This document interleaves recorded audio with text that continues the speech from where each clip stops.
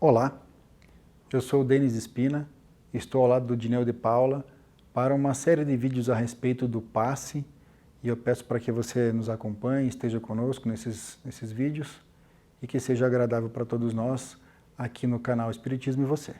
Obrigado.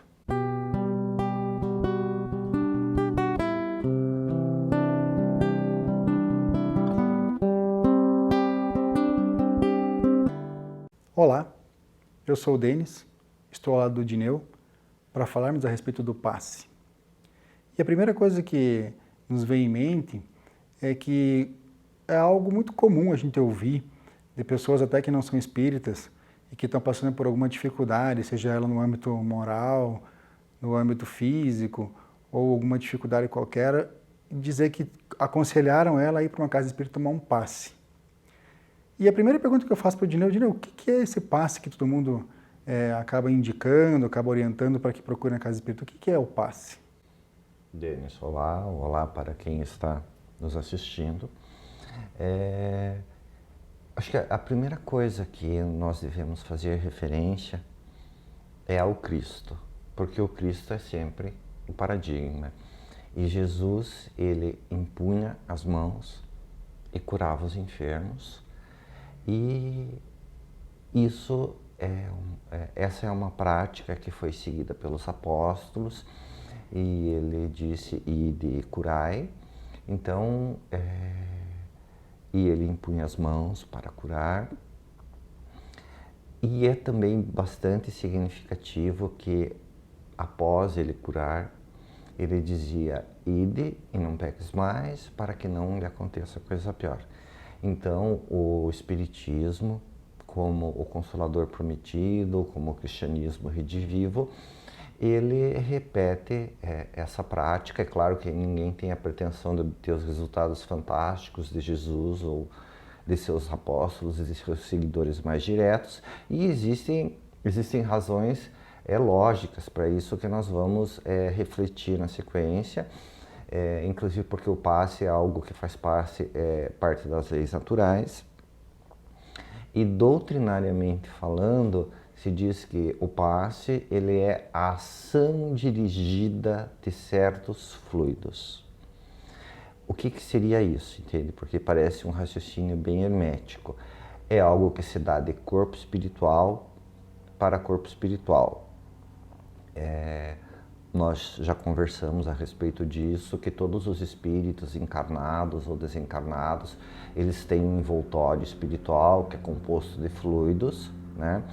E quando você está encarnado, esse envoltório espiritual, que é feito de semimatéria, que é intermediário entre o espírito e a matéria bruta, ele é vinculado ao corpo célula por célula. Então, a partir dessa interferência de corpo espiritual para corpo espiritual, se transmitem, digamos assim, fluidos salutares, energias psíquicas positivas, e como o corpo físico ele está conectado diretamente ao corpo espiritual, então essa melhora da qualidade dos fluidos do corpo espiritual, ela, por um efeito reflexo, por um efeito de repercussão, melhora o corpo físico. Mas para entender como se dá, porque esse é um mecanismo, né? Não é exatamente a técnica. Para entender isso, nós precisamos falar um pouquinho a respeito da teoria dos fluidos, a respeito dos elementos gerais do universo. E esses elementos, né, que a gente vai consultando na doutrina espírita identificar, vamos encontrar ali citados o fluido vital e o fluido universal. É daí que vem esses fluidos que são transmitidos ou aplicados? Como é que é isso? É uma energia? O que é isso, Dineu? É que energia é uma palavra muito vasta, né? Você pode aplicar energia para qualquer coisa, né? Sentindo uma energia. O que você está sentindo? Não tenho a menor ideia. Né? Mas então, vamos lá. Vamos primeiro falar um pouquinho a respeito dessa questão dos elementos gerais do universo. Tá?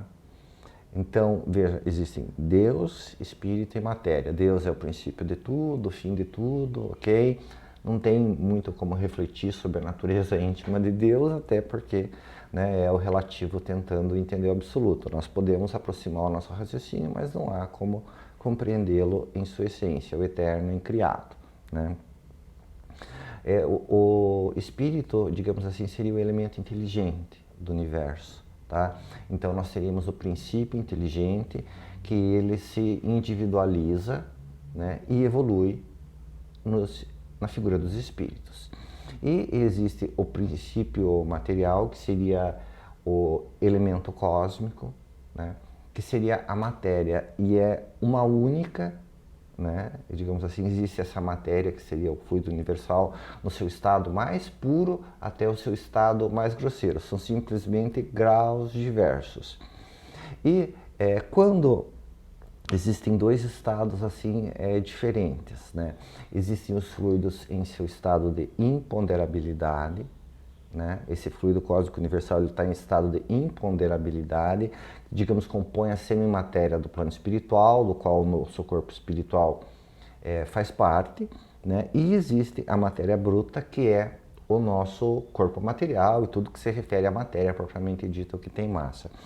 E o que os espíritos dizem é que o princípio vital ou o fluido vital, ele seria o elo entre o espírito e a matéria.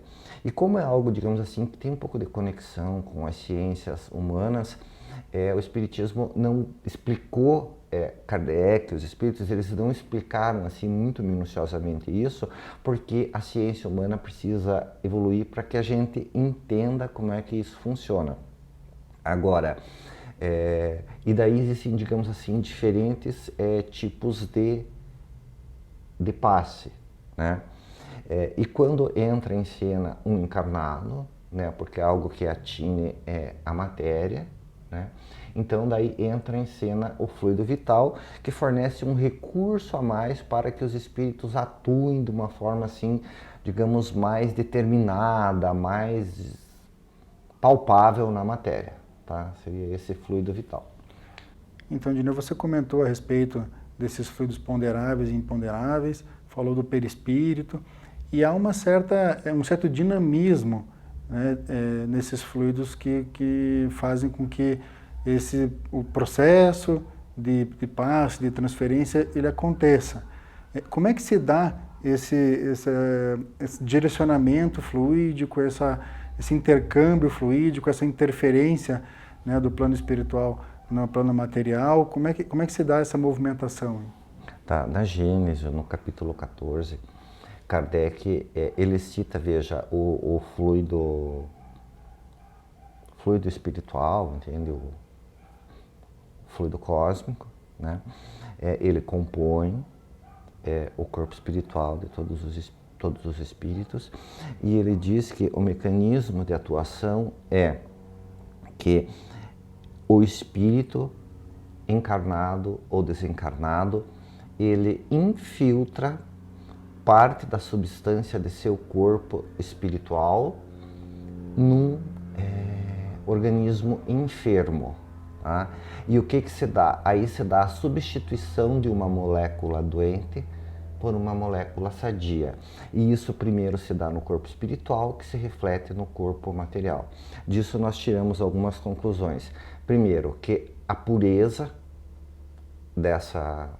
desse fluido, né, que é inoculado, faz uma diferença muito grande, porque se já é um medicamento meio alterado, né, por maus sentimentos, por maus pensamentos ou meio duvidoso, então a eficácia já não é toda aquela.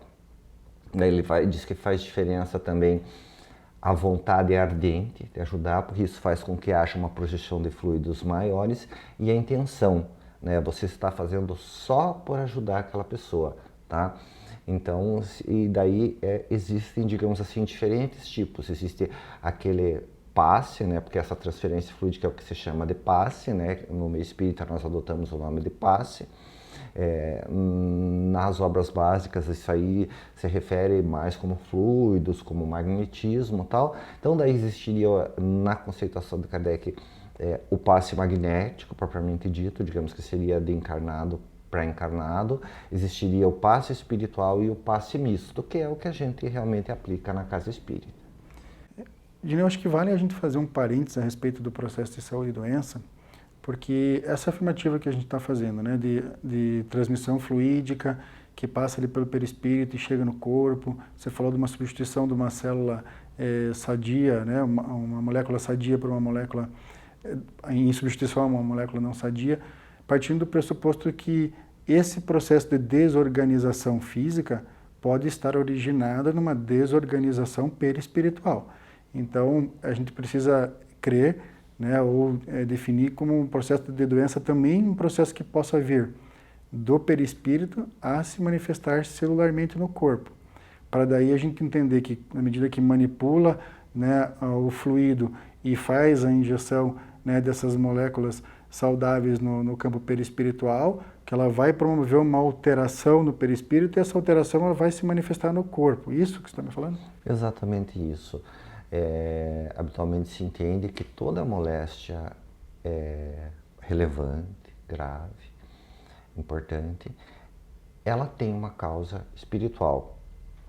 Os fluidos que compõem meu corpo espiritual, eles estão de acordo com os sentimentos, com os pensamentos, com a vida que eu levo, né, com o que eu cultivo no meu íntimo. Então, se eu sou uma criatura muito raivosa, eu guardo muita mágoa, existe uma série de coisas, entende? Até meus vícios, sou guloso, não me cuido, tá? Mas isso não implica, digamos assim, você colocar a culpa em quem está doente, né? Porque é simplesmente um processo evolutivo e todo mundo passa por isso, entende? Os anos vão passando, se você na juventude não experimenta nenhuma enfermidade, à medida que você vai envelhecendo você vai ter, né? E existem algumas enfermidades que são expiação, ou seja, uma violação da lei divina, alguma coisa assim, né? Que você tem hábitos, sentimentos, pensamentos ruins, e você acaba violando a lei de amor a Deus e ao próximo como a si mesmo. Afinal de contas, você precisa se amar para amar o próximo, então você precisa cuidar de seu corpo, de seus pensamentos, de seus sentimentos, senão como é que você vai amar o semelhante? E esse cultivo então, mas também pode ser uma prova, ou seja, você renasce num contexto em que você vai desenvolver uma enfermidade para adquirir certos valores, né? Paciência, resignação, mas o que quer que seja tem uma causa espiritual. Claro, se você se acidenta, se você, digamos, recebe uma machadada, uma facada, né, aquilo ali é diferente de uma enfermidade que vai surgindo no teu corpo naturalmente. Então, à medida que os seus fluidos eles vão se enfermando pelo pensamento, pelo sentimento, aquilo acaba se exteriorizando no corpo físico. Da mesma forma, à medida que eu harmonizo o meu íntimo, que eu adquiro valores novos, que eu controlo meus pensamentos, meus sentimentos, esses fluidos equilibrados, eles vão promovendo a saúde do meu corpo físico. Então o passe, digamos assim, ele vem dar um upgrade, um auxílio nisso. Mas recordando, né, que Jesus disse, ide e não peques mais. Entende? Então as curas, elas não são, digamos assim, as curas, o passe, não é a finalidade, como não era a finalidade do cristianismo, porque Jesus não veio no mundo para remendar corpos, mas para encaminhar almas para o seu destino imortal de felicidade. O Espiritismo também, ele fornece esse recurso de socorro e de compaixão, exemplo do Cristo, mas o mais importante é que ele fornece recursos de moralização para que você se torne uma pessoa melhor. Então, se formos pensar num conceito, seria uma transmissão fluídica mista de energias do fluido cósmico com um pouco do fluido vital de quem está aplicando, em que é dado uma espécie de transfusão fluídica para aquele que vai buscar o passe, que está recebendo, para tentar, de alguma forma, reestruturar a condição do perispírito, que com o dia a dia acabou ele se contaminando com preocupações, irritações, ou uma rotina qualquer que vai deixando o pensamento um pouquinho mais perturbado. Então, quando alguém chega e diz assim, vai lá na casa tomar um passe, é essa a função, né? Essa é a recomendação que ela está recebendo, que é de ir lá no centro espírita para receber uma infusão energética através do passe, para dar uma revigorada para enfrentar os desafios que a vida vai apresentando para a pessoa. É isso? Exatamente, não tem nada de místico, não tem nada de mágico, está de acordo com as leis naturais. É algo que o próprio Cristo ensinou e pregou. Claro que ele fez com uma competência que é meio difícil de pretender chegar perto, mas é exatamente isso. Daí existem os tipos de passe e tal. efeitos locais onde pode ser aplicado e muitas outras coisas que acho que talvez a gente deva continuar em outro momento. Perfeito. E para isso a gente pede para que você continue nos acompanhando no canal Espiritismo e Você, nos dando a alegria da sua companhia. Obrigado.